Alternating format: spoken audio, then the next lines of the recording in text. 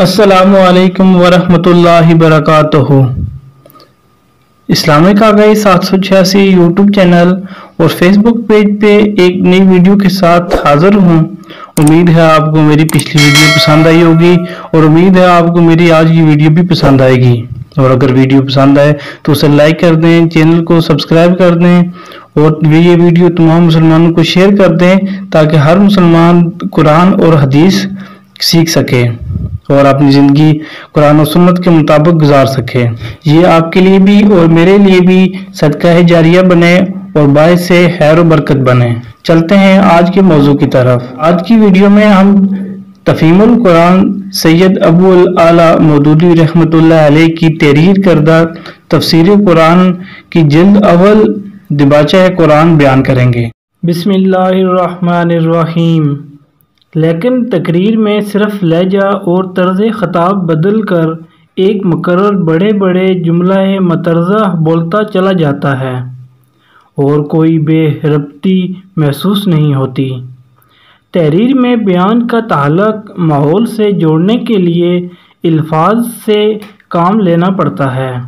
لیکن تقریر میں ماحول خود ہی بیان سے اپنا تعلق جوڑ لیتا ہے اور ماحول کی طرف اشارہ کیے بغیر جو باتیں کہی جاتی ہیں ان کے درمیان کوئی خلا محسوس نہیں ہوتا۔ تقریر میں متکلم اور مخاطب بار بار بدلتے ہیں، مقرر اپنے زور کلام میں خود اس کی زبان سے بولنے لگتی ہے۔ تقریر میں یہ چیز ایک حسن پیدا کرتی ہے، مگر تحریر میں اگر یہی چیز بے جوڑ ہو جاتی ہے۔ یہی وجہ ہے کہ جب کسی تقریر کو تحریر کی شکل میں لایا جاتا ہے تو اس کو پڑھتے وقت ناواقف لوگ جس بے ربطی کی شکایت کرتے ہیں اس کی اصلیت یہی ہے۔ وہاں تو اس کو دور کرنے کے لیے اس کے سوا چارہ نہیں ہے کہ تفسیری خواشی کے ذریعے سے ربطی کلام کو واضح کیا جائے، کیوں نہ کہ قرآن کی اصل عبارت میں کوئی کمی پیشی کرنا حرام ہے، لیکن کسی دوسری زبان میں قرآن کی ترجمانی کرتے ہوئے اگر تقریر کی زبان کو احتیاط کے ساتھ تحریر کی زبان میں تبدیل کر لیا جائے تو بڑی آسانی کے ساتھ یہ بے ربطی دور ہو سکتی ہے۔ علاوہ بریں، جیسا کہ ابھی میں اشارتاً عرض کر چکا ہوں، قرآن مجید کی ہر سورت دراصل ایک مقرر تھی جو دعوت اسلامی کے کسی مرحلے میں ایک خاص موقع پر نازل ہوتی تھی۔ اس کا ایک خاص پس منظر ہوتا تھا، کچھ مخصوص حالات اس کا تقاضا کرتے تھے اور کچھ ضرورتیں ہوتی تھیں جنہیں پورا کرنے کے لیے وہ اترتی تھیں۔ اپنے اس پس منظر اور اپنی اس شان نزول کے ساتھ قرآن کی ان صورتوں کا تعلق اتنا گہرا ہے کہ اگر اس سے الگ کر کے مجرد الفاظ کا ترجمہ آدمی کے سامنے رکھ دیا جائے تو بہت سی باتوں کو وہ قطعاً نہیں سمجھے گا اور بعض باتوں کو تو الٹا سمجھ جائے گا، اور قرآن کا پورا مدح تو شاید کہیں اس کی گرفت میں آئے گا ہی نہیں۔ قرآن عربی کے معاملے میں اس مشکل کو دور کرنے کے لیے تفسیر سے مدد لینی پڑتی ہے، کیوں نہ کہ اصل قرآن میں کسی چیز کا اضافہ نہیں کیا جا سکتا، لیکن دوسری زبان میں ہم اتنی آزادی برت سکتے ہیں کہ قرآن کی ترجمانی کرتے وقت کلام کو کسی نہ کسی حد تک اس کے پس منظر اور اس کے حالات نزول کے ساتھ جوڑتے چلے جائیں تاکہ ناظر کے لیے وہ پوری طرح بامعنی ہو سکے۔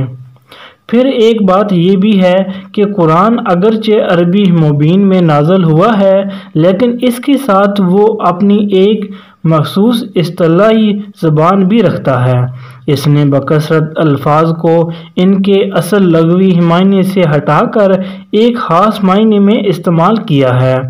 اور بہت سے الفاظ ایسے ہیں جن کو وہ مختلف موقع پر مختلف مفہومات میں استعمال کرتا ہے۔ پابندی لفظ کے ساتھ جو ترجمے کیے جاتے ہیں ان میں اس اصطلاحی زبان کی رعایت ملحوظ رکھنا بہت مشکل ہے، اور اس کے ملحوظ نہ رہنے سے بعض اوقات ناظرین طرح طرح کی الجھنوں اور غلط فہمیوں میں مبتلا ہو جاتے ہیں۔ مثلا ایک لفظ کفر کو لیجئے جو قرآن کی اصطلاح میں اصل عربی لغت اور ہمارے فقہ و متکلم کی اصطلاح دونوں سے مختلف معنی رکھتا ہے، اور پھر خود قرآن میں بھی ہر جگہ ایک ہی معنی میں استعمال نہیں ہوا ہے۔ کہیں اس کو مراد مکمل غیر ایمانی حالت ہے، کہیں یہ مجرد انکار کے معنی میں آیا ہے، کہیں اس کو محض ناشکری اور احسان فراموشی مراد لی گئی ہے، کہیں مقتضیات ایمان میں سے کسی کو پورا نہ کرنے پر کفر کا اطلاق کیا گیا ہے، کہیں اعتقادی اقرار مگر عملی انکار یا نافرمانی کے لیے یہ لفظ بولا گیا ہے، کہیں ظاہری اطاعت مگر باطنی بے اعتقادی کو کفر سے تعبیر کیا گیا ہے۔ ان مختلف موقع پر اگر ہم ہر جگہ کفر کا ترجمہ کفر ہی کرتے چلے جائیں یا اور کسی لفظ کا التزام کر لیں تو بلا شبہ ترجمہ اپنی جگہ صحیح ہوگا، لیکن ناظرین کہیں مطلب سے محروم ہو جائیں گے، کہیں کسی غلط فہمی کا شکار ہوں گے اور کہیں خلجان میں پڑ جائیں گے۔ لفظی ترجمے کے طریقے میں کسر اور حامی کے یہی وہ پہلو ہیں جن کی تلافی کرنے کے لیے میں نے ترجمانی کا ڈھنگ اختیار کیا ہے۔ میں نے اس میں قرآن کے الفاظ کو اردو کا جامہ پہنانے کے بجائے یہ کوشش کی ہے کہ قرآن کی ایک عبارت کو پڑھ کر جو مفہوم میری سمجھ میں آتا ہے اور جو اثر میرے دل پر پڑتا ہے اسے حتی الامکان صحت کے ساتھ اپنی زبان میں منتقل کر دوں۔ اسلوب بیان میں ترجمہ پن نہ ہو،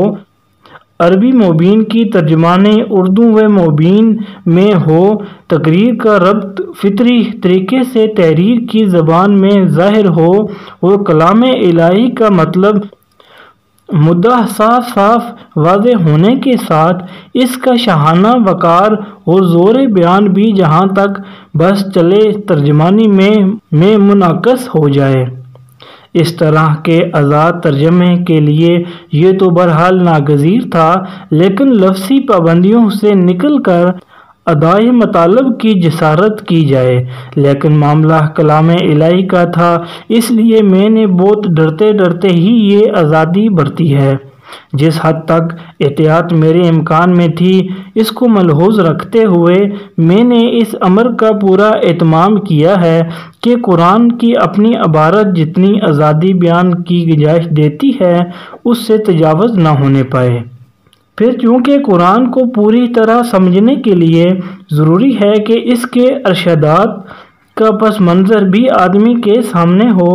اور یہ چیز ترجمانی میں پوری طرح نمایاں نہیں کی جا سکتی تھی، اس لیے میں نے ہر سورہ کے آغاز میں ایک دیباچہ لکھ دیا ہے جس میں اپنی حد تک پوری تحقیق کر کے یہ دکھانے کی کوشش کی ہے وہ سورہ کس زمانے میں نازل ہوا، اس وقت کیا حالات تھے، اسلام کی تحریک کس مرحلے میں تھی، کیا اس کی ضروریات تھیں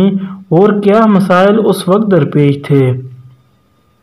نیز جہاں کہیں کسی خاص آیت یا مجموعہ آیات کی کوئی الگ شان نزول ہے وہاں میں نے اسے حاشیہ میں بیان کر دیا ہے۔ حواشی میں میری انتہائی کوشش یہ رہی ہے کہ کوئی ایسی بحث نہ چھیڑی جائے جو ناظر کی توجہ قرآن سے ہٹا کر کسی دوسری چیز کی طرف پھیر دے۔